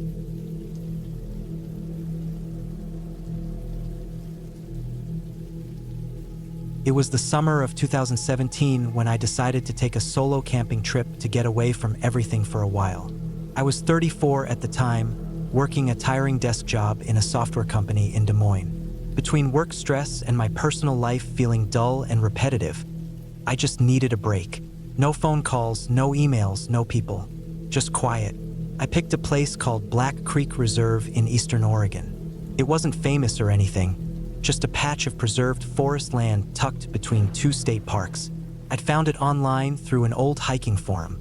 It wasn't an official campground, more of a primitive area where you could hike in and set up wherever you wanted.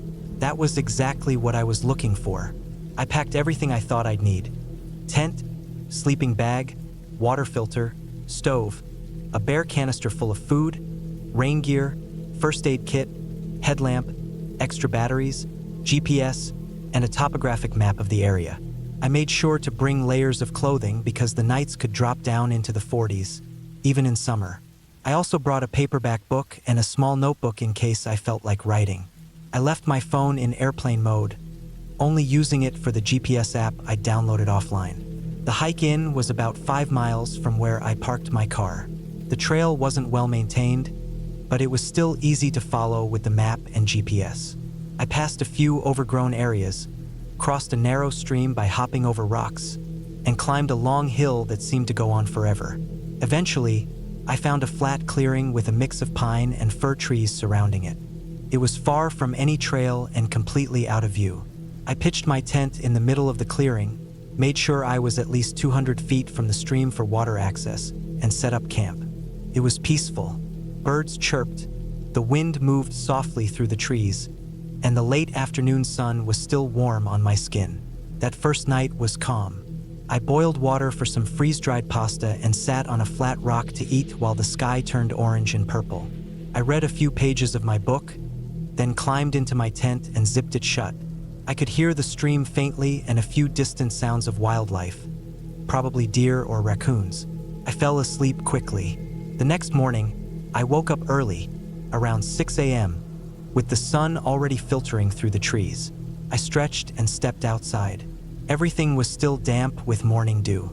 I made some instant coffee and oatmeal, then walked down to the stream to refill my water bottles. I spent most of the day just wandering the area. I didn't go too far, maybe a mile or two in different directions, checking out the lay of the land and getting used to the surroundings. It was dense in most areas, with brush and fallen logs making it hard to move quietly. I saw a few signs of wildlife, scat, some hoof prints, a partially chewed mushroom patch, but nothing alarming, just typical forest life. Around dusk, I cooked again and sat by my tent, watching the last of the light go down. I remember feeling good, really good, like I'd finally found a spot where I could breathe again. I even made a note in my journal about how quiet and untouched it felt. It was the third night when things started to shift. I'd gone to bed around 9 p.m. It was darker than the nights before, with heavy clouds covering the moon and stars. I was almost asleep when I heard what sounded like a stick breaking somewhere to my right, deeper into the woods. I stopped breathing for a second and listened. Nothing. I told myself it was probably a deer or maybe a raccoon stepping on something. It wasn't close enough to worry me, but then I heard it again, maybe 10 or 15 minutes later. This time it was 2 quick steps, like something shifting its weight or adjusting its position. I lay still inside my sleeping bag, my ears straining for anything more. Again, silence, just the wind and distant rustle of leaves. The next morning, I got up and walked in the direction of the sound. I didn't find anything unusual. No tracks, no disturbed brush, no signs of a person or animal. I brushed it off and continued with my day, but something felt different. I kept turning around while walking, feeling watched, even though I didn't see anyone or anything. That night, I couldn't fall asleep. Every little sound outside my tent had my heart racing.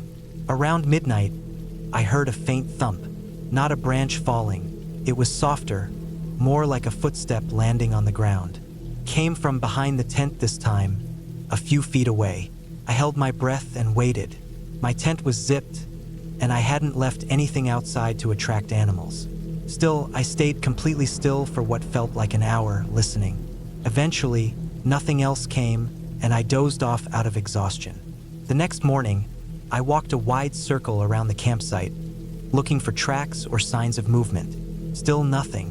But when I opened my bear canister to get breakfast, I noticed the lid was wet, like someone had touched it with a damp hand or glove. It had rained a bit that night, but everything else was already drying.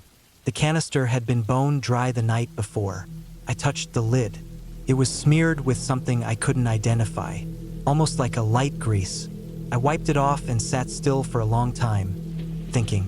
I started to feel the kind of anxiety you can't explain logically, just a sense that I wasn't really alone out there. That evening, I kept my headlamp on as long as I could. I didn't bother reading or writing. I just sat there, holding my small survival knife in one hand and a flashlight in the other. Nothing happened for hours. Then, around 3 a.m., I heard it again, something walking. This time slower, heavier. Whatever it was circled the tent, stopping once or twice. Couldn't breathe. The sound was so clear that I knew it wasn't a raccoon or deer. It sounded like a person walking in cautious, deliberate steps. One slow footstep after another, then a long pause, then another step. The footsteps didn't go in one direction. They circled me. After a few minutes, they stopped entirely. I didn't hear anything walk away. I waited until sunrise before unzipping the tent. I looked around. Again, no footprints, no broken branches, no sign of anything. I started thinking maybe I was just losing it. Maybe I was so deep in my own head that I was imagining it. But then I noticed something. My water bottle, which I always kept zipped inside my backpack, was sitting on top of a rock near the edge of the clearing, upright, as if someone had taken it out and placed it there. I packed everything that morning. I didn't eat. I didn't even brush my teeth. I shoved everything into my pack, skipped folding the tent properly, and started hiking back to the car as fast as I could. My legs ached from moving so fast with a full pack, but I didn't care. I didn't stop to drink water or check the map. I just followed the GPS straight back to the trailhead. When I got to the parking area, my car was still there, but something caught my eye. The thin layer of dust on the windows had a line wiped through it, like a finger had dragged across it recently. I checked all the doors. Locked. No damage. I got in and drove straight back to the nearest town, which was over an hour away. I didn't stop until I hit a gas station with people and lights. I didn't tell anyone about what happened. Not for months. Not until I was drinking with a coworker one night and the conversation turned to weird outdoor experiences. I still don't know if it was a person out there or just my nerves playing tricks on me. But the footprints, the water bottle, the sounds, they were real. I know that much. I've been camping since then, but never alone. Never that deep in the woods. And never without telling someone exactly where I'm going and when I'll be back. I still think about that trip every once in a while. I wonder if I'd stayed another night, what would have happened. I wonder if that person, or whatever it was, would have gotten bolder.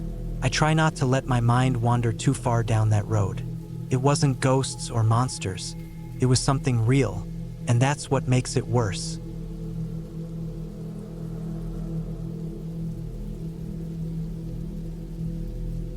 I was 31 when I decided to take a solo camping trip deep into the forests outside of Eugene, Oregon. This was back in September 2016. I'd been working from home for months, barely talking to anyone, living in my small one-bedroom apartment, buried in emails, deadlines, and endless screens. It felt like my world had shrunk into four walls and a blinking cursor. I wasn't depressed or anything, but I was tired, mentally and physically. I needed to get away from everything, even just for a few days. I wanted trees, dirt, fresh air, something real. I picked a spot on the map somewhere off Route 126, close to Cougar Reservoir. There were trails leading into the forest that stretched for miles. I'd never been there before, but it looked isolated enough. That was the point. I wanted quiet, to wake up with the sun, walk all day, cook over a fire, and sleep under the stars. I packed my backpack carefully: tent, sleeping bag, knife, water filter, small camp stove, lighter, tarp, some canned food, protein bars, a flashlight with extra batteries, a cheap burner phone for emergencies, and my regular phone for photos. I left my car with a friend just in case anything went wrong and used a rideshare app to get dropped off near the reservoir. From there, I hiked about 8 miles into the forest and set up camp near a shallow stream. It was perfect. I set up my tent under a tall cluster of pine trees, not too close to the water, but close enough to hear it. The first night, I lay in my sleeping bag listening to the wind move through the leaves. It was cool and quiet. The air smelled like moss and pine needles, and there were no glowing screens or buzzing phones, just the sound of water and the occasional creak of tree branches. I fell asleep fast. The next morning, I woke up with the sun. It was colder than I expected, but my sleeping bag was warm. I boiled water for instant coffee and ate a protein bar. After cleaning up camp, I packed a smaller day pack and hiked several miles west into denser forest. I found old logging trails, overgrown and narrow. I didn't see a single person all day, which honestly made me feel more relaxed. The ground was covered in fallen needles and leaves, and my boots left faint tracks behind me. I followed the trail until I found a clearing full of ferns and patches of golden light. I sat there for hours, doing nothing, just watching the forest breathe around me. I got back to camp just before sunset. My legs were tired, but in a good way. I made a small fire using dry twigs and a lighter and heated up a can of beans. As the fire burned down, I lay back on my sleeping mat and stared up at the sky. I hadn't realized how many stars you could see when you weren't surrounded by city lights. It was one of the most peaceful nights I'd had in years. But on the third day, something changed. It started early in the morning, before I even got out of my sleeping bag. I heard movement outside my tent, soft, steady footsteps, maybe 10 or 12 feet away. I froze and listened. At first, I thought it was a deer, maybe even a bear, but the steps didn't sound like hooves or heavy paws. They sounded like someone walking, slowly, carefully, not through brush, but across soft forest ground. I held my breath. The steps stopped. Then I heard nothing. Just the stream again, the wind through the trees.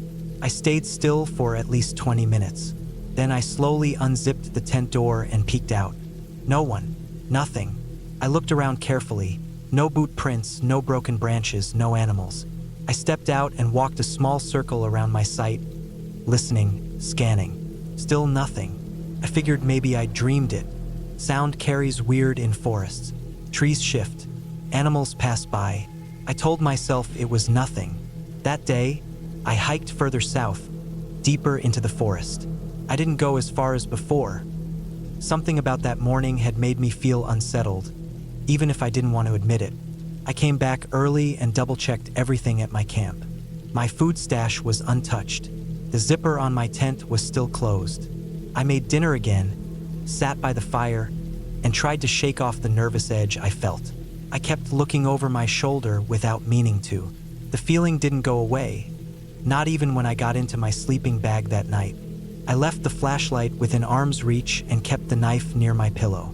Around 2 a.m., I woke up again. Something had brushed against the side of the tent. Not hard, not enough to knock it, but enough for the fabric to shift slightly. I sat up, heart racing. This time I was sure it wasn't wind or some animal wandering past.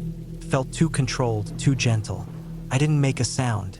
I just listened, holding my breath. A minute passed, then two. Nothing. Eventually, I unzipped the tent again and scanned the trees with my flashlight. The beam caught nothing but the trunks and brush, but the silence felt wrong. It was too quiet. Not the natural quiet of the woods, but like something nearby had gone still, listening back. In the morning, I checked the area again, and that's when I noticed something that made my stomach turn. About 50 feet from my tent, there was a boot print in the mud, clear, human, and recent. It wasn't mine. The tread pattern was different, and it pointed toward my camp, not away. I hadn't seen anyone for days. There shouldn't have been anyone out here. I packed my gear quickly. I wasn't taking any more chances. I decided to hike back toward the road, even if it took all day. But when I reached the trail I'd used before, I found something else. Fresh cuts in the tree bark. Not random ones either. They were vertical slashes, evenly spaced, like someone had marked the path. I hadn't made those. I never carried anything that would do that kind of damage. They hadn't been there on my first hike in. I tried to stay calm. I kept moving. Every half hour, I checked behind me. At one point, I thought I saw movement far back through the trees. Just a glimpse of something dark, stepping behind a trunk. But when I stopped and stared, there was nothing there. The weirdest part was that I never heard anything. No snapping branches, no briefing, no footsteps. Just that feeling like I was being watched, followed. By late afternoon, I reached a point in the forest where the trees thinned out. I climbed a ridge and got a faint signal on my phone. I sent a quick text to my friend with my location, asking if they could come pick me up at the edge of the road in a couple hours. Then I hiked the last few miles, nerves on edge the whole way. When I reached the road, I didn't sit down. I stood with my back against a tree, facing the forest, watching. 10 minutes passed, then 20. My friend showed up about half an hour later, driving slow. I jumped in without saying anything. We didn't talk on the drive back to town. I didn't know what to say. I just kept thinking about those footsteps, the boot print, the marks in the trees. Over the next few weeks, I kept replaying it in my head, trying to make sense of it. I checked news sites, forums, anything I could find about strange things happening in that part of Oregon. There wasn't much. One article from earlier that summer mentioned a missing hiker, a guy in his late 20s who'd been last seen near the same forest. No foul play was suspected, they'd said. Probably just got lost. But I remembered how careful I'd been, how I'd cleaned up camp, how there'd been no food left out. If it had been some random drifter or hunter, why not say something? Why stalk around a tent and leave prints but never make contact? I'll never know who it was or what they wanted, but I know for sure I wasn't alone out there. Someone watched me, someone came close enough to touch my tent, and someone marked the trees on my path. I haven't been camping alone since. I still hike sometimes, but I stay on marked trails now, places with other people around. I bring friends. I bring a satellite phone, and I never spend the night deep in the woods, no matter how peaceful it looks. That trip was supposed to clear my head, to help me feel more grounded. But all it did was show me how easy it is to disappear in places where no one's watching. I don't think whoever was out there meant to help, and I'm not sure I would have made it back if I'd stayed another night. I'm just glad I left when I did. I think about that a lot. How thin the line is between calm and danger, especially when you're far from help. I didn't hear any screams. I didn't see any faces, but something was there, and it didn't want to be found. And neither did I.